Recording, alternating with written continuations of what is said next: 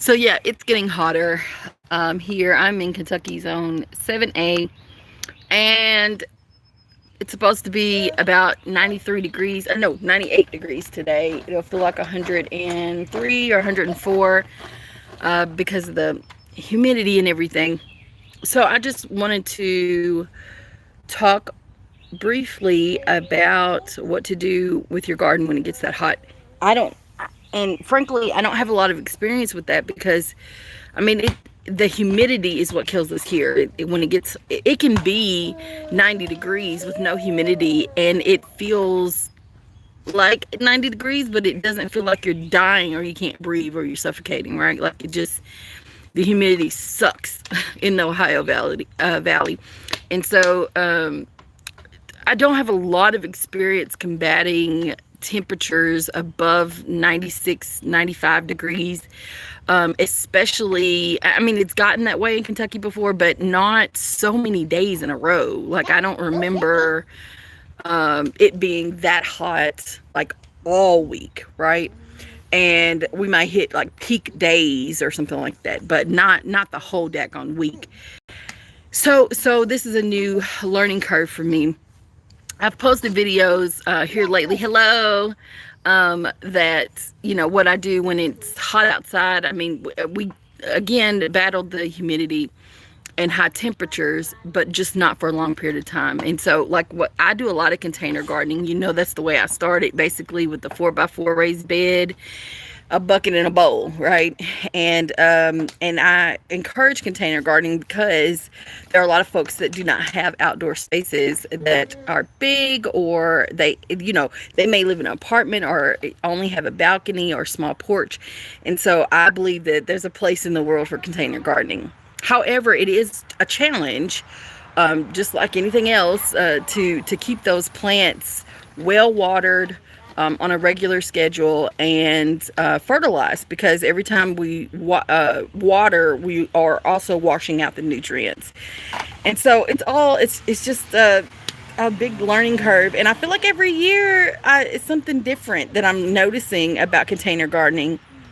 And so I like, there is a such thing as overwatering. You can still overwater containers, but what I found was that if I deep water, which means if I'm using a can, a watering can, or if I'm using a hose, I count to 10. I just turn that sucker on and let it flow for about 10 seconds, and then I stop. And I might do that once a day. I won't do it twice a day, but maybe once. If I just give it a cup of water real quick because it's about to get hot, I try to do all my watering before 11 a.m. I try to get out here by 6:37. I'm usually up around that time, but the children have been sleeping in a little bit later here here recently, so I've been sleeping in later. But I do find that deep watering really does help combat with the heat. If you know you've watered and you come outside and the plants look like they are dying or wilting, or they just look like they're not healthy, they're just reacting to the heat, just like you are. I'm sweating right now. I mean, my clothes are drenched, right? I don't feel that great when I'm in the heat. I know I'm fine because I'm hydrated, but I just don't feel good. The heat just wears you out, right? And I feel like the plants feel the same way. Let me show y'all what's going on. So, buddy, good morning. Um, what are you doing? What you doing? Yeah. Yeah. Are you playing? Uh-huh. What you doing with your toes in the grass? What's your toes doing in the grass? Daddy did it. Uh-huh. Well, I'm talking about the plants this morning. What can you tell the people about watering? She's like, I don't care about you watering. Are you going to tell the people something? No. Uh-oh, there goes a little bigger farmer. What's she doing? A bug flew up my nose. A bug flew up your nose? Yes. Oh my goodness gracious. So, deep watering is an idea, at least once a day. Sometimes in hotter climates, you might have to do it twice a day. I be watching Arizona, people that live in Arizona, and just trying to figure out how they do things. Because they on water restrictions. California's on water restrictions sometimes.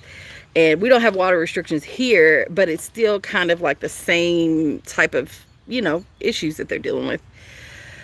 So, but again, like these long periods are, 3 and 4 and 5 days of 90-degree weather. That's going to be interesting.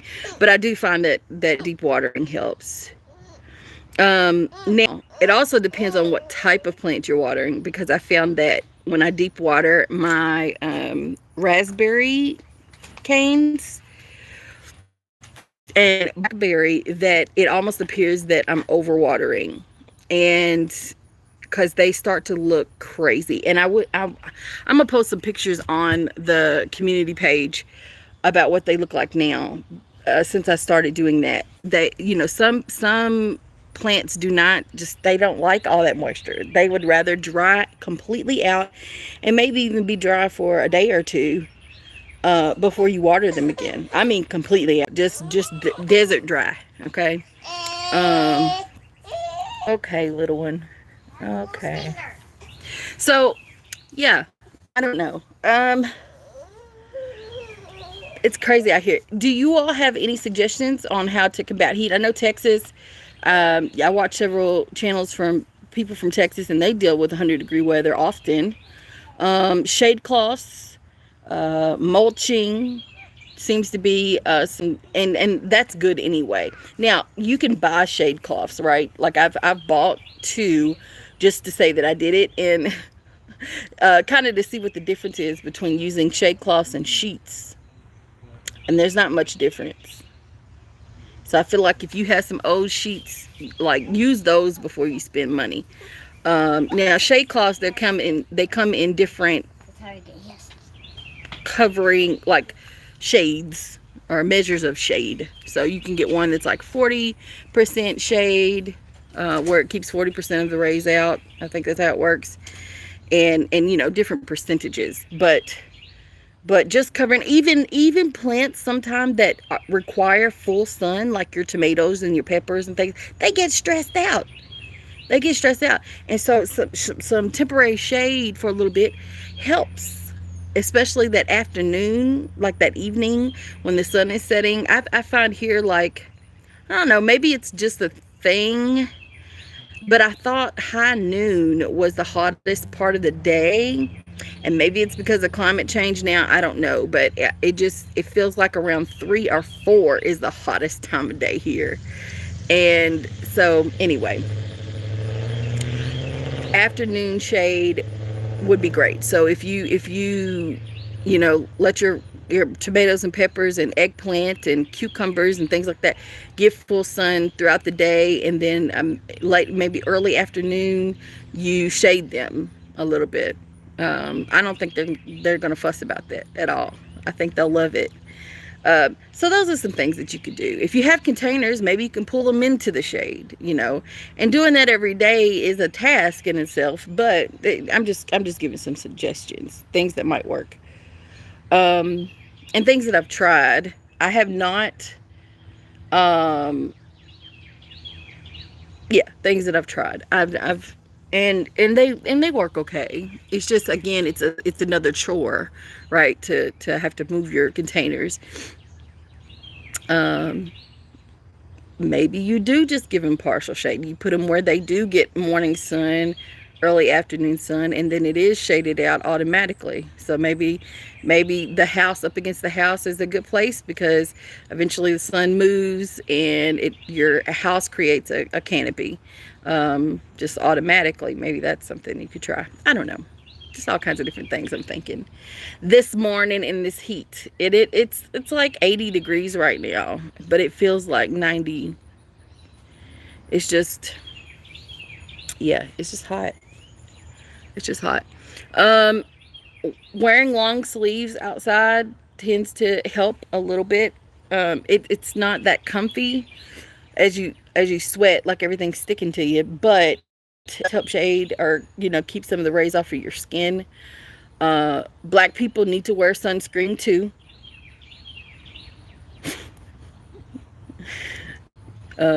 It will help, but you know, whatever you can do to kind of keep the sun from beating you up while you're out in the garden is a good idea. And obviously stay hydrated. Drink your water, or your a nice smoothie when you go in the house, or something. But definitely keep some water on you so you can some with electric lights. In it, or squeeze a citrus or something in it. Some infused water is good too, with your cucumber or your mint, or whatever it is, basil, whatever it is that you infuse your water with. It's all good. It's all good for you here. Yeah. And take breaks. Don't just be working like 2 and 3 hours straight. If you can help it while you're in this heat, like you need to take a break at least every hour, every 45 minutes. Just grab you a drink of water and then go back. But yeah, so I plan to do lives at least once a month. This is the week where I'm not going to be posting a lot of videos, so I'll go live and we'll just talk about some stuff that's going on. Someone asked me a few more questions about farmers markets, and so I will try to share everything I possibly can about my experiences with that, because it has been a learning curve. Even just doing my second, being a co-manager of a farmers market for the second year, and then also being a vendor for a second year, and now I've taken on another market, and so that has been interesting, and I've just done it once. I will go back this Sunday and do it again. So 2 markets every 2 weeks is the plan. And the second market happens every Sunday, but I can't commit to that. So I will do it every other Sunday. And just I feel like I'm constantly making pivots here lately, and it's kind of exhausting, and a little bit overwhelming, but to always think on your toes, like always trying to figure out how to problem solve. But I feel like that's just part of gardening, and especially when you start to market garden, sell products, anybody that has a business will tell you that. Like sometimes you must pivot.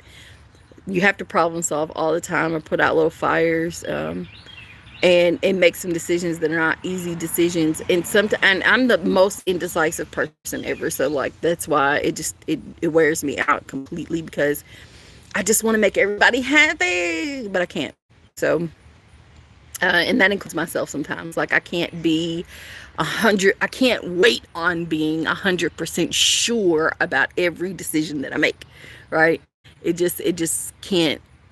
That's just unrealistic. And so if you're waiting on being 100% sure every single time you make a decision, you're going to be waiting for a long time, and you'll end up eventually talking yourself out of stuff, or not ever doing anything that could be a really cool thing and great thing, and in the long run, right? So I just feel like I'm learning a lot so fast this year.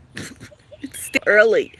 It's June, and I'm just, gosh, I can't even. I try to, when I sit down, I'm trying to do better about writing things down so I can remember what to tell you all later. It's just that much crazy going on. So yeah, I'm excited about I'm excited about the season. I'm already planning for next year. Like, it's crazy. Like, I can't even believe all these things are just popping in my head, all these ideas. The cut flower garden, like I have a minimum amount of flowers and different varieties to cut. I put in my favorite ones first, right? I love flower. I love zinnias. Like, those are just my just do something crazy. And I love um, borage. I just never would have thought that I would be such a fan of borage, but like the pictures are gorgeous, but the in person experience with borage is incredible. And but I only put like 5 plants in my garden, and I'll take pictures, but that's all you need. You don't even need that many. I mean, it's so, and the bees love it. The wasp love it. The butterflies are coming around. I haven't seen many butterflies yet. I don't know where they are. It's kind of weird, but maybe it's still early. But they, but I love them. The cosmos are popping up, and I've heard mixed. I have mixed feelings about cosmos because I've just heard mixed thoughts about cosmos. But I love them. I have a lot of orange in my garden this year, and I don't know, that wasn't intentional. I think it's just what we had, what I had in seeds, and I just planted them. But I want more quality next year, so I'm going to shoot for that. The sunflowers are gorgeous. I have chocolate cherry in there, autumn beauty, lemon queen, black soil, or not black soil, I'm sorry, black oil. Shout out to Black Soil, Kentucky. Black oil sunflower. And then some wildflowers in the front yard. These tall grasses that I think were in the wildflower mix. I was like mad about it at first, but it's great filler for bouquets if you're making like little small bouquets or any bouquets or whatever. They're so cute. Let me show you.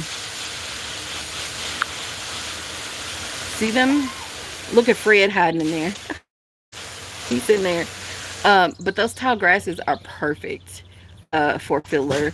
And so I'm learning about that too, like what things I can use for filler when I'm making like little small bouquets. I'm not a professional. I'm totally an amateur, but it's just something I want to learn. So I've taken that on. What is happening behind me? The big girl farmer is getting ready to swim. I think the baby's ready to swim too. We got their little pools out here. So, oh my goodness gracious, y'all, it's so hot. So, yeah, I'm just learning all kinds of things. And so cut flowers is one of the things I really want to learn more about.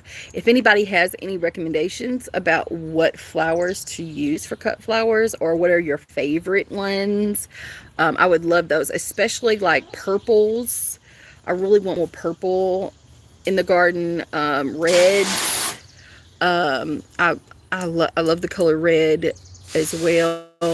I have tons of orange and tons of yellows. I want more yellows, but definitely more purples and reds.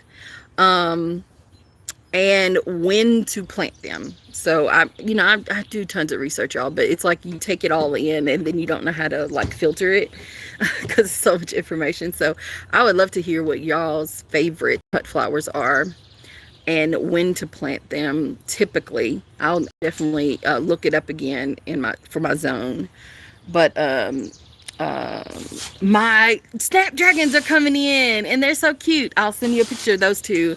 I'll post those on the community. So I need to do borage, snapdragons, and did I say sunflower? Borage, snapdragons, and sunflower that I was going to take pictures of.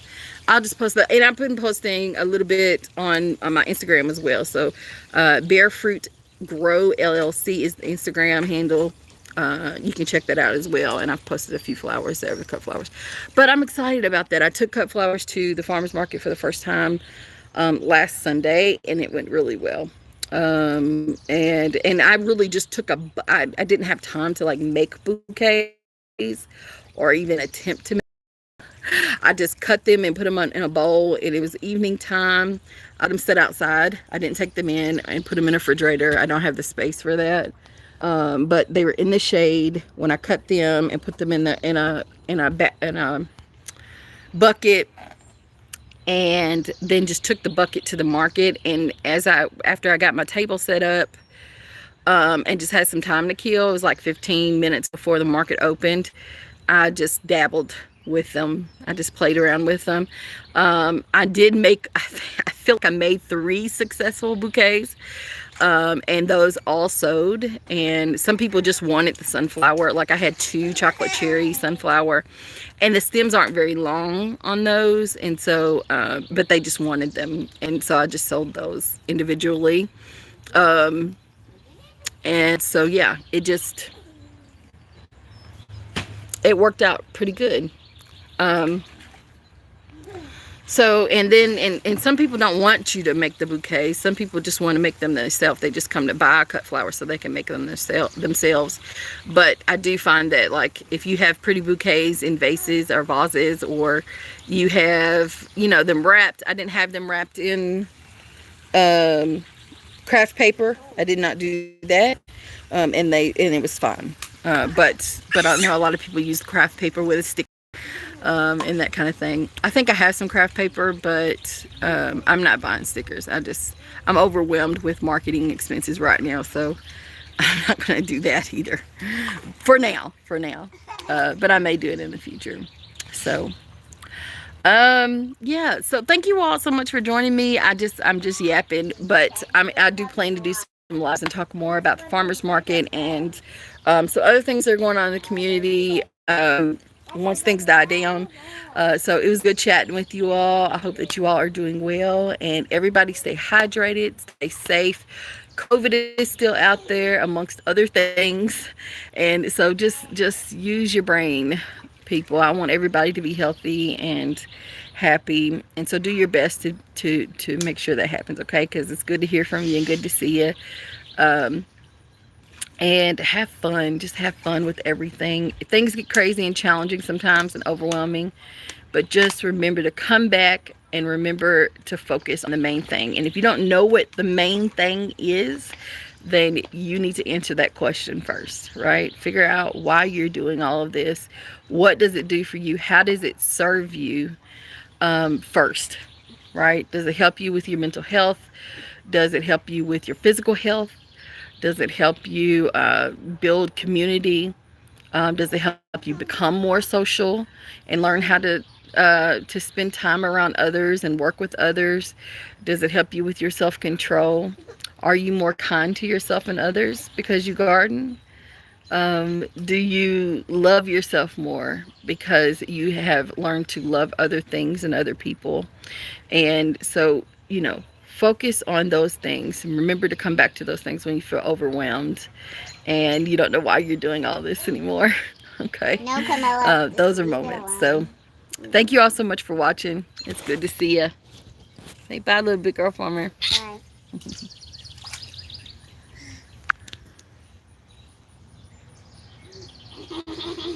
Mommy, look.